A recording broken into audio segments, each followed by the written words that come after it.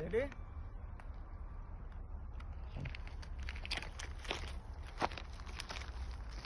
আসসালামু আলাইকুম। ওয়ালাইকুম আসসালাম।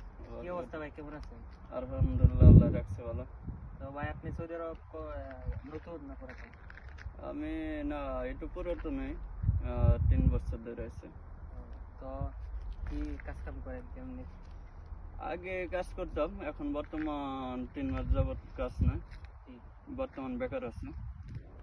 তো সৌদি আরবের পরিস্থিতি বর্তমানে কেমন যদি আমাদের একটু বলতেন। এখন বর্তমানে আমি যতটুকু পরিস্থিতি জানি, সৌদি আরব পরিস্থিতি তেমন ভালো না। দেখা গেছে বেশিরভাগই কোম্পানির ভিতরে লোক বসা। আমরা যে কোম্পানি আছি আরো অন্যান্য কোম্পানি আছে, বেশিরভাগই লোক এর মধ্যে বসা আছে। তো বাংলাদেশ থেকে যারা নতুন আসতে চায়, মানে আসলে ভালো হইব না খারাপ হইব, তাদের উদ্দেশ্যে কিছু বলেন। এখন বর্তমানে সৌদি আরবে এখন নতুন যারা আসবো না আসাটা আমি উত্তম মনে করি।